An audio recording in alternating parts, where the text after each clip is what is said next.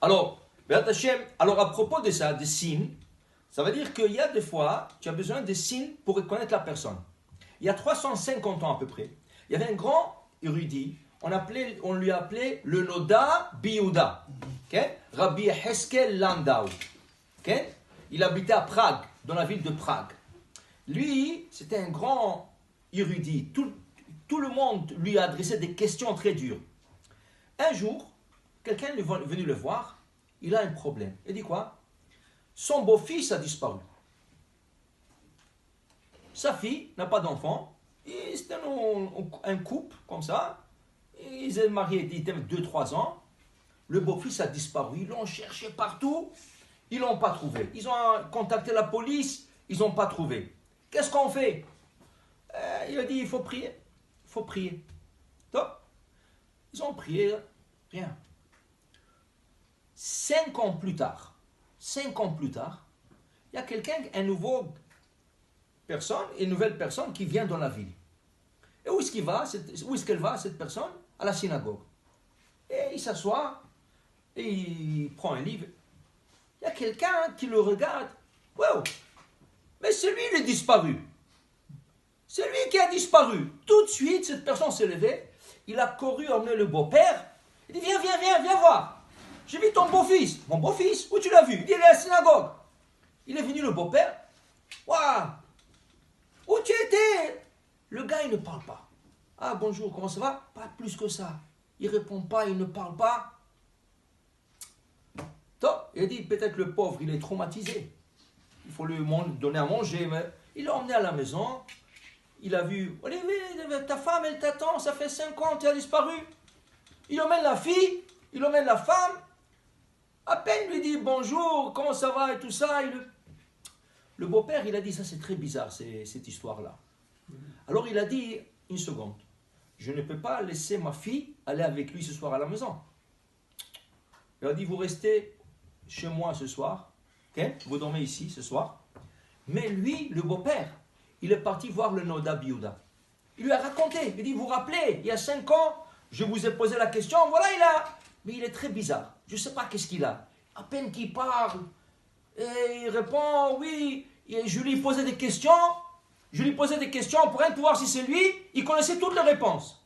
Où tu habitais, quelle rue tu habitais, et combien de temps tu es marié avec ta femme, il a répondu toutes les questions. Mais il a l'air très bizarre. Le Noda Biyuda, il dit, écoute-moi, ne laisse pas ta fille être avec lui, sépare le deux. Ok? Dis-lui de dormir dans une autre chambre, et demain matin, vous venez à la prière de Shachrit, le matin, moi je vais venir tôt. Quand vous arrivez à la synagogue, toi et lui, laisse-lui avancer. Tu arrives avec lui jusqu'à la porte. Vous venez jusqu'à la porte. Mais quand tu arrives à la porte, fais semblant que tu vas chercher quelque chose et laisse-lui rentrer. Et tu me dis qu'est-ce qu'il en est. Il n'a pas compris qu'est-ce que le rabbin est en train de dire, mais il a fait exactement qu'est-ce que le rabbin lui a dit. Le lendemain matin, il dit, yalla, koum, beta knesset. Tout de suite, le gars il s'est levé, il a pris ses téphilines, ils sont venus à la synagogue, ils sont arrivés à la porte.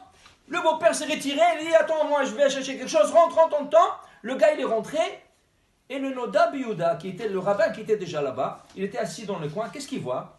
Que le gars est en train de chercher. Il ne sait pas où s'asseoir. Il regarde ici, jusqu'à la fin, il a trouvé une place, il s'est assis. Mais ce n'était pas la place habituelle où il s'est assis avant. Le Noda Biyuda, il a appelé le beau-père, il a dit, c'est pas ton beau-fils. Et après la prière, viens avec lui, je vais vous parler dans mon bureau. Ils ont fait Shachrit, ils ont fait rentrer dans le bureau du Noda Biyuda. Il a dit, qui tu es? Alors il lui a dit le nom, David. Il a dit, non, qui tu es? Il a dit, David, non, qui tu es? Tu n'es pas David, qui tu es? Le gars, il a vu que le rabbin est très sérieux, il n'avait pas de choix que d'avouer. Qu'est-ce qui est arrivé? Il a dit qu'il a rencontré le vrai David, il l'a rencontré en route, il y a 1 an. Et ils se sont mis à parler, l'autre il lui a expliqué comme quoi il se sauvait de sa femme, il ne pouvait pas rester avec sa femme, il se sauvait tout ça. Et lui, comme il était malin, il lui a tiré toutes les informations. Quelle rue tu habitais, quel âge tu avais, ou combien de temps tu étais. Il lui a tiré toute l'information. Et comme il se ressemblait plus ou moins, il s'est permis de se présenter comme ce David. Et il voulait tromper la fille, le beau-père, la communauté, tout le monde. Mais le rabbin l'a attrapé. Pourquoi? Parce que le rabbin, il a dit, ça c'est le plus grand siman. Quand tu viens dans une synagogue, tu t'assois pendant quelques années, okay? Comment ça se fait qu'il est rentré à ça? Il savait pour où s'asseoir. Ça c'était le siman. Il a dit alors c'était un rammai. Tu comprends? Des fois, pour le simani, il faut être hacham. Okay? Et le Rabbi Yehuda était assez hacham pour découvrir que ce n'est pas le vrai David. Pour vous dire, voilà, simanim, la Gemara dit c'est très important. Baruch Adonai Le'olam. Amen.